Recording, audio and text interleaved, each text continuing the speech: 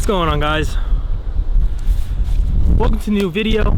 Cam here, and in today's video I'm going to give you 5 tips for your first powerlifting meet. Let's go. Run that intro. I don't have an intro yet, but yeah, let's go to that first tip. All right. Okay, so before we get into the tips, I do want to let you guys know that I'm no expert. Powerlifting for about a year and a half now. I only attended one powerlifting meet, so technically it makes me a powerlifter. I don't know. I do feel like I do have some type of knowledge that I can send on to you guys for you new powerliftingers. Wait, for your new powerlifters. There we go. Okay, let's get into it. So the first tip, I highly recommend running a peaking program. And what a peaking program is, it's just it's kind of like I'm sure you guys have already been powerlifting already, or running powerlifting programs, but a peaking program is like a specific powerlifting program where you get used to the heavier weights. You kind of prime your muscles, your body, into lifting the most weight as possible. So let's say a really quick example would be so in the beginning, let's say it's a 16-week program, or let's do 8 weeks to make it easier. So 8-week program, and the first 4 weeks, let's say there's more volume, there's more variety of workouts. You do high bar squat, low bar, front bar. That'd be like the first, right? So and also it would be higher volume, so you like anywhere from like 6 to 10, and then the last 4 would be more specified to the 3 lifts, which is squat, bench, and deadlift. So it would be only those. It'd be hammering those like movements into your body, and it's like really heavy, like triples, singles, stuff like that. You can also just find out how much weight you can actually move with those peaking programs. So highly recommend, 10 out of 10, a peaking program. So find those. You can probably find them anywhere. If you do want a peaking program, I can find one for you. Just leave a comment. Okay, that's tip number 1.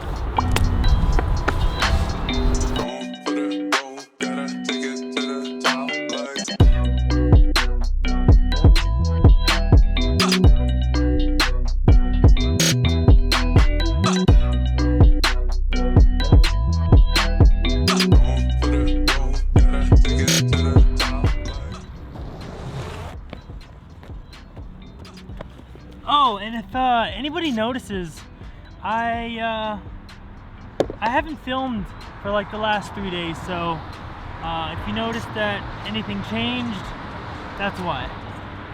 And I'm sorry for all the car sounds. I hope it doesn't bug you guys. But yeah, let's move on.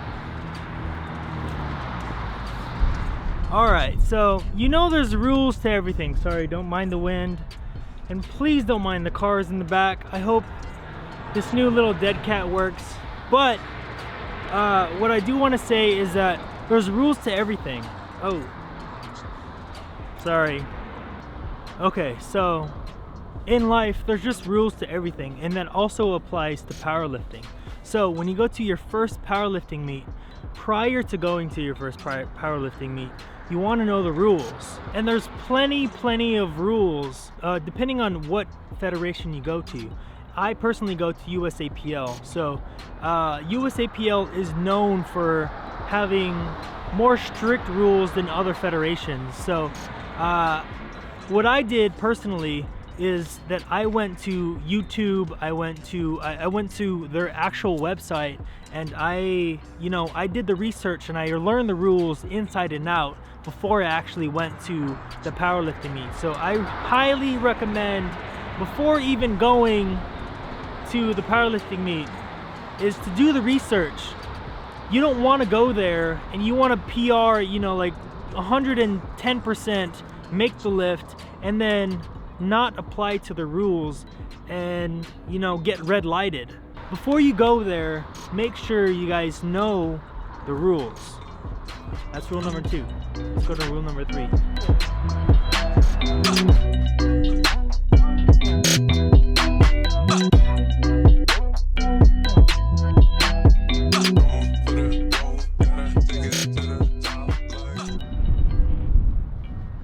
All right. Okay, so tip number 3 is gonna be, you want, like, it's a very, very must. If you train like this, you're gonna wanna, you know, perform on the platform like this. You want to, like, double, quadruple, you want to make sure that you have all of the gear that you use when you practice. So you want to make sure you have your knee sleeves for your squats, but your squat shoes. You want to make sure you have your deadlift shoes if you have deadlift shoes, or deadlift socks, whatever you need, or deadlift slip-ons. Deadlift socks are a must for USAPL. If you don't have them, I'm not 100% sure, but I was told that you're not able to actually compete if you don't have deadlift socks, because supposedly if you drag the bar down your knees, or if it bounces from the floor to your shins, it creates blood. They don't want blood on their bars. They don't want to clean up after you. For bench, you want to bring your wrist wraps or your belt. You know, I mean, like, all the utilities that you use for practicing, you want to bring, like, quadruple, like, I'm not even kidding, quadruple check that you have all your equipment, including food and including water and what's that hydration water stuff, electrolytes. You want to make sure you have every single thing you need, because you don't want any kind of stress on performance day. You want everything to go smoothly, so it's better to plan out prior to performance day. So just make sure you have everything.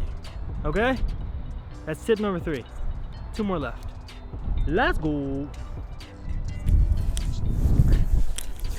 All right, so I mean, if you're watching this, you're probably at the point where you're probably close to your first powerlifting meet, or you're actually close to committing to your first powerlifting meet.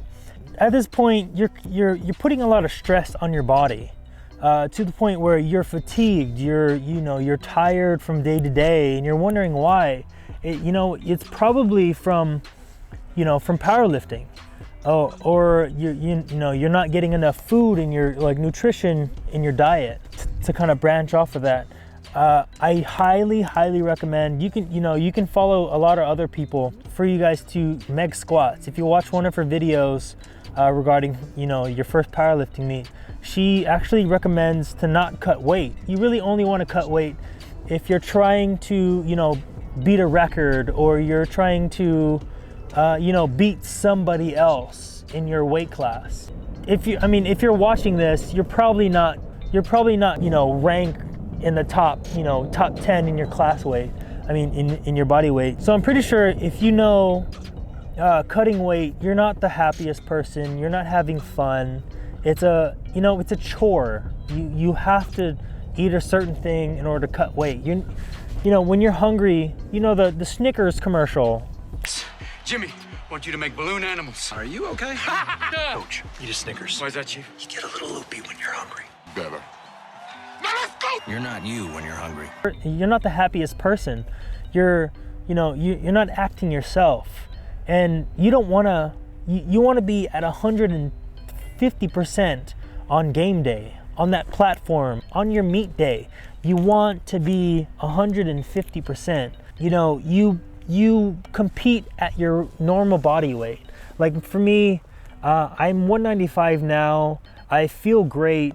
I used to compete at 205s. You know what? I'm just gonna compete at this body weight. I'm not gonna cut down. I'm not gonna try to gain weight. I'm just gonna stay at this weight. So if I were you, take this with a grain of salt. I would just, compete wherever you are, and whatever weight you're pushing, just compete, because I highly recommend it. If I would have waited any longer, I would have missed the experience that I had with my first competition. So I highly recommend just do it now at your weight, whatever weight you're moving, just do it. But yeah, I would say, well, since I said there's 5 tips, let's go on to the next one if I have any more sunlight. It is getting a little low, but let's move over there.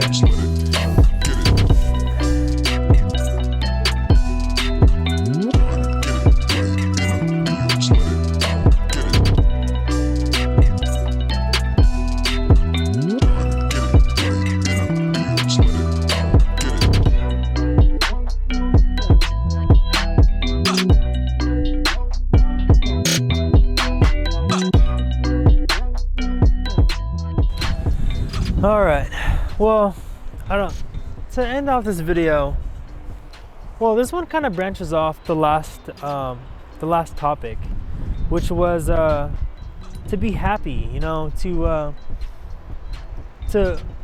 have fun on your last day, on your meet day, to be at the end of your very, you know, program.